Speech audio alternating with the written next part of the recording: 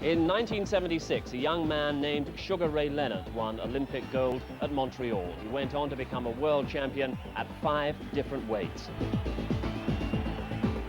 On Sunday, we were at Madison Square Garden, the last night of one of the sport's great careers.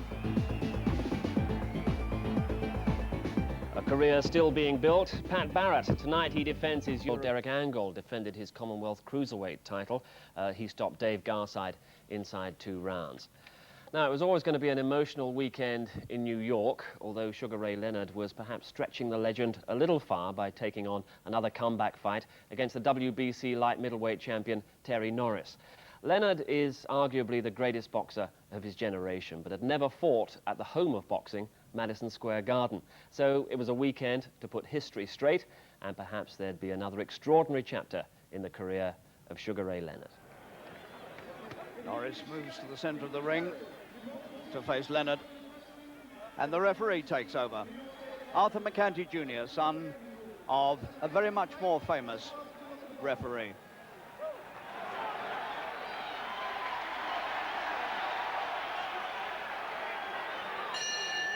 And the bell signals the start of this world title fight, with Sugar Ray Leonard wearing the black trunks against the champion Terry Norris from Campo, California.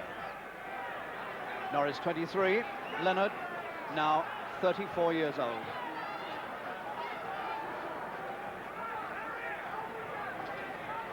Leonard, of course, has pursued the most astonishing career of modern times, having won world titles at 5 different weights, the first man ever to do that, although it has to be said that these days the weight divisions are closer together and the titles are fragmented anyway, so it's a good deal easier to do now than it would have been 50 years ago.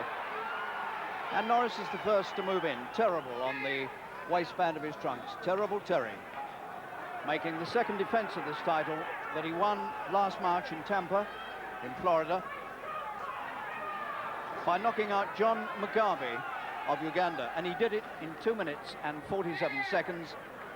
And it was a left hook that began the downfall of Mugabe. Since then, he's defended against René Jacquot, the former champion, in Annecy, France, last July. That went the full distance. And Norris hasn't fought since. Leonard, in fact, hasn't fought for 14 months. Currently on his 3rd comeback campaign in 15 years as a professional. That was better. Good right hand from Leonard. Quick 2-punch combination, and again he meets Norris coming in. And the first round comes to an end, and it's been a pretty lively start to this world title fight. And Leonard goes back to his corner to frantic acclamation from his seconds.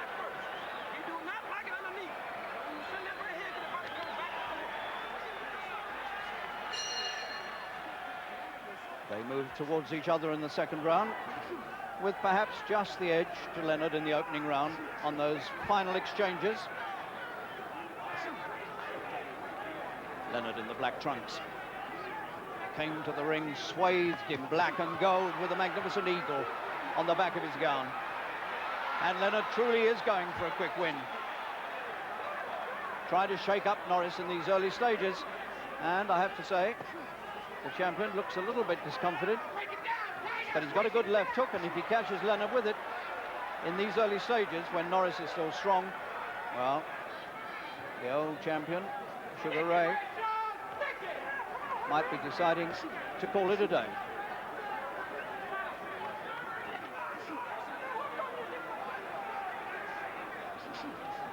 The WBC light middleweight championship, or if you prefer, the Super Welterweight championship. The limit is 11 stone, and Leonard came to scales yesterday exactly on that weight. Norris is 1.5 pounds lighter. I suppose today this could be considered Leonard's natural fighting weight. He started out, of course, as a welter. And he's won world titles all the way from welter up to light heavy. The man of the 80s, but now making his first appearance in the ring in the 90s. How far can he go?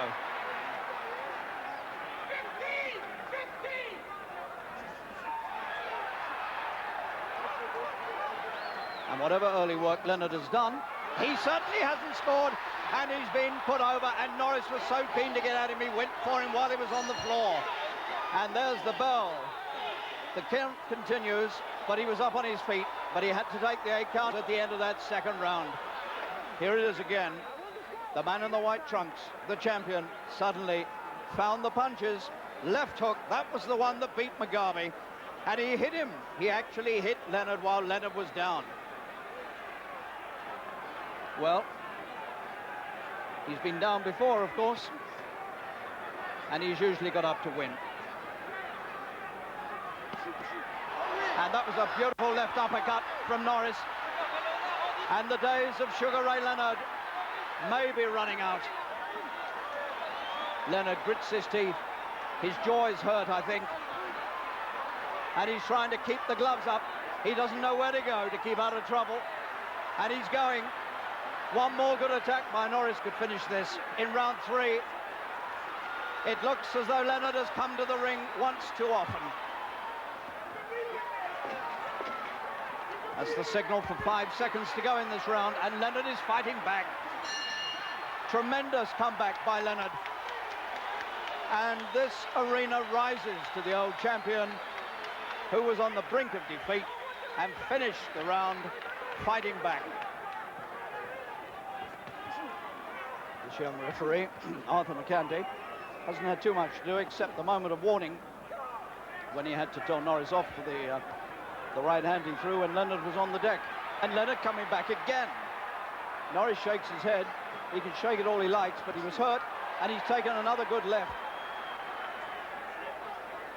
1 minute of this 6th round left.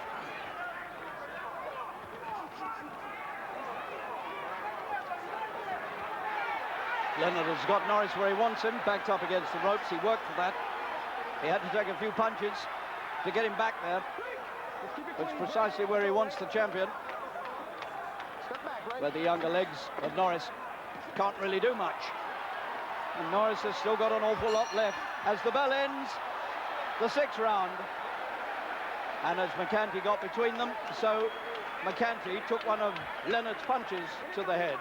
Accidental, of course.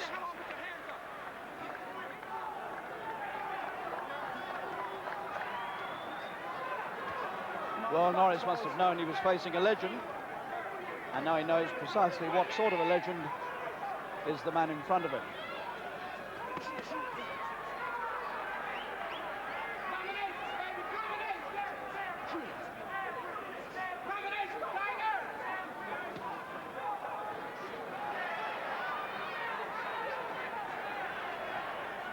Leonard still doing all the chasing. Norris smiles at him, showing a green gum shield.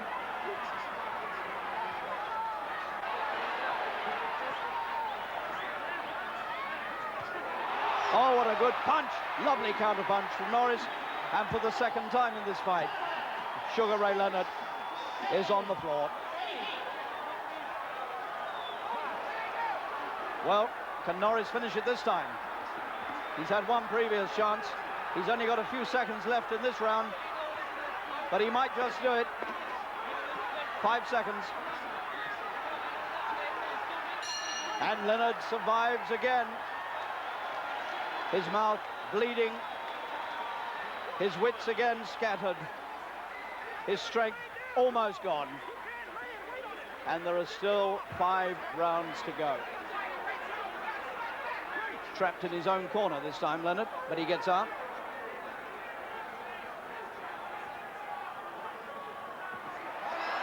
That's a tremendous right hand, and I think the time has come to call a halt to this. The old champion taking a little bit too much for my liking.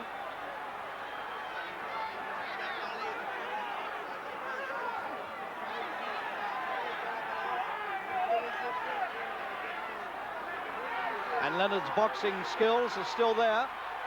His wits are back in command, and the punches are coming out remarkably fast and accurately. What a remarkable fighter this man is.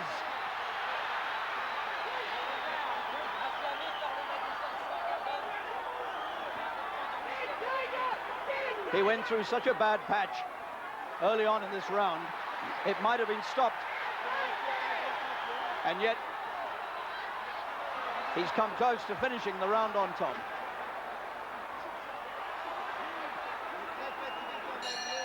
But the younger man's strength will probably in the end prove too much, and yet he asks for acclaim and he gets it from this ecstatic crowd in New York's Madison Square Garden.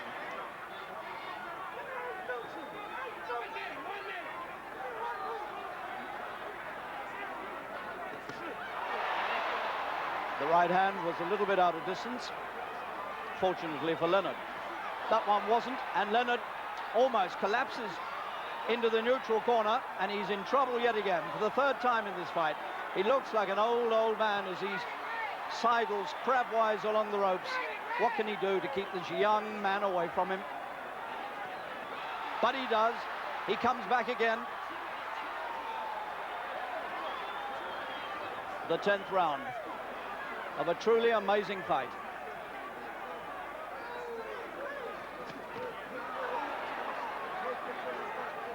And once again, Norris must have felt momentarily that the fight was there for the taking, and it wasn't.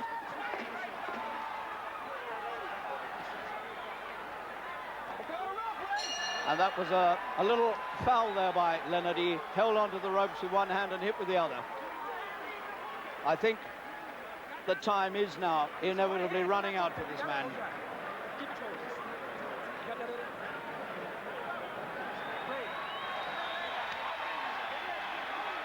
So here we go with the final 3 minutes, if it goes all the way. Norris, the champion, defending the WBC light middleweight title against the old ex-champion Sugar Ray Leonard, who's been on the brink of defeat here 3 times and comes out for the 12th and final round, going forward and looking for victory. What a man.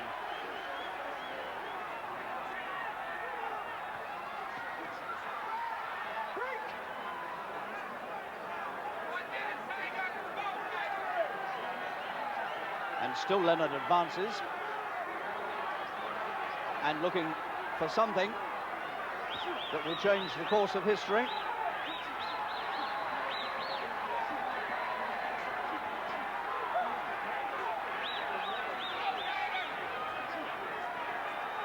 Leonard manages to find a smile as a left hand picks him off.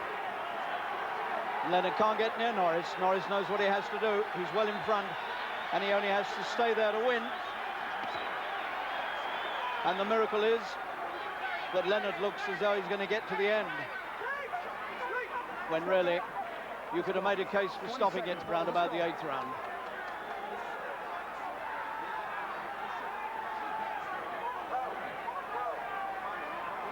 It'll go to the judges now by the look of it. But there can't be any argument about the winner. The closing seconds. It's gone all the way, and the miracle is that Leonard, in perhaps the most terrible battle of his life physically, has survived.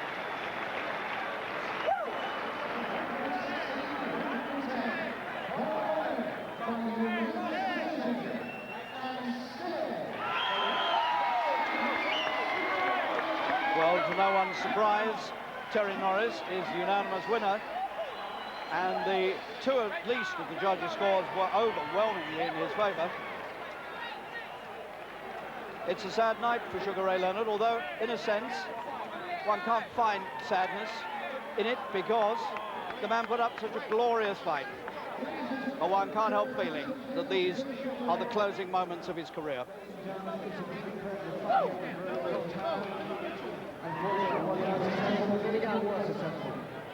I have to turn the time over to the future world champion Terry Norris. This is my last fight. Thank you for coming out. God bless you. The end of the road for Sugar Ray Leonard, but out with a very, very gallant performance.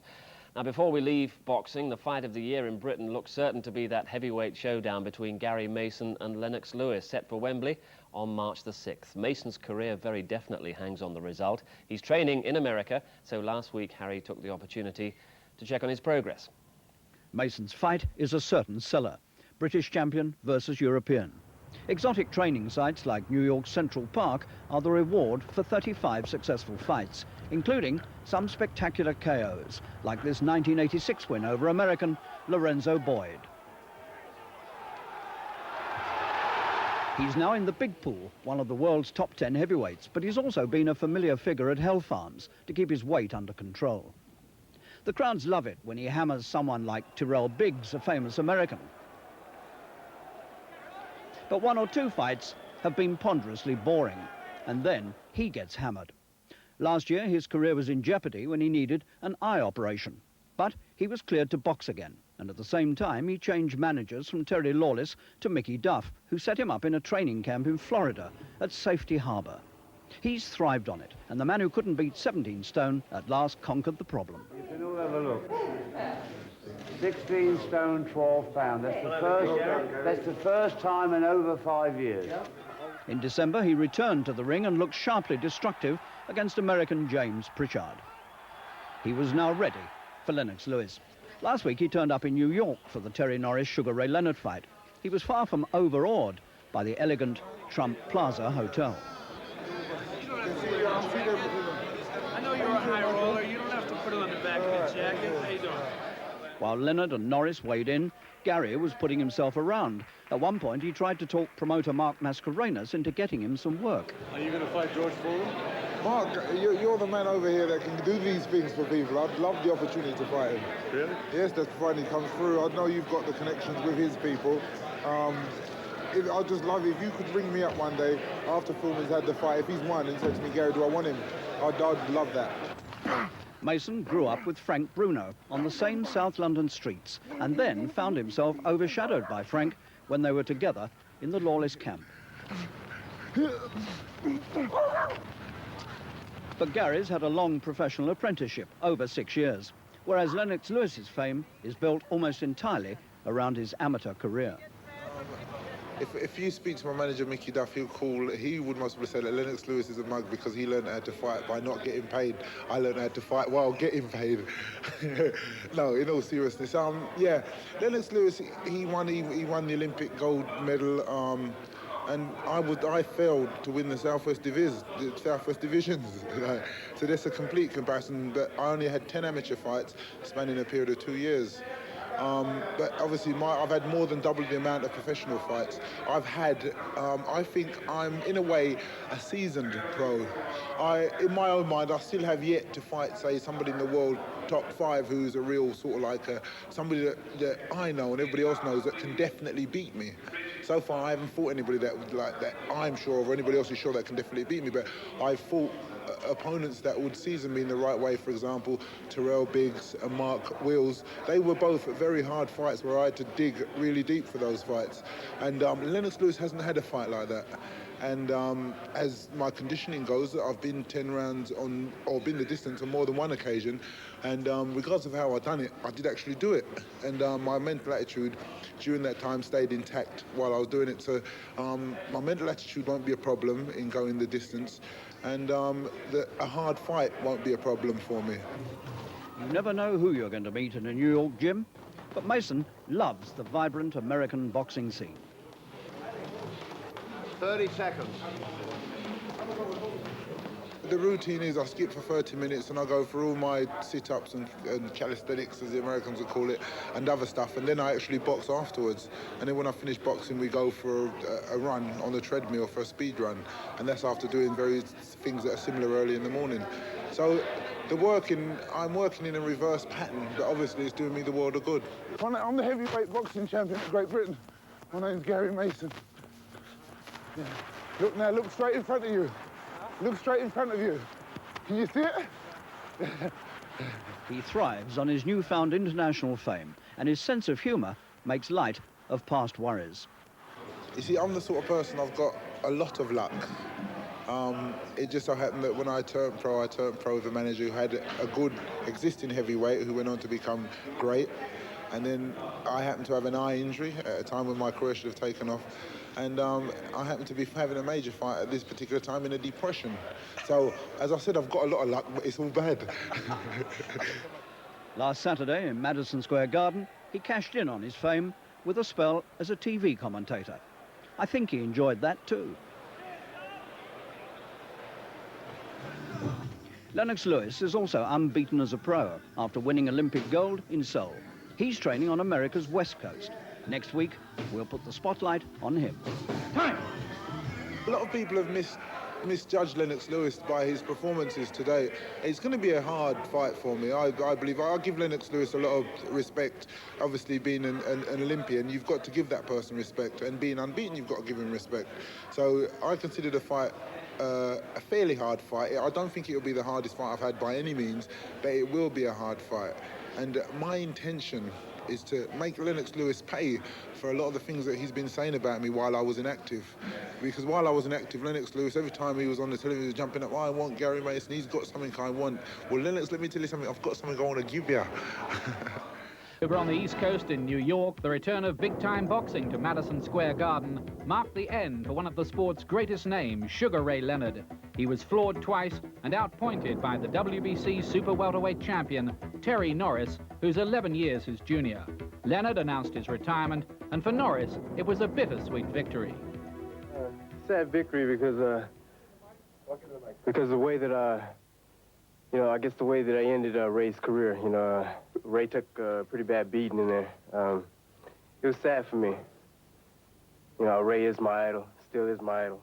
That'll never change. I was able to prove to myself that I don't have it anymore. And it took a Terry Norris to show me that. I don't feel bad, and I don't want people to feel sorry for me. I've had a great career, and I want to find for myself, and I did that tonight. On the other side of the profile last week, we featured one of boxing's heavyweight legends, Floyd Patterson.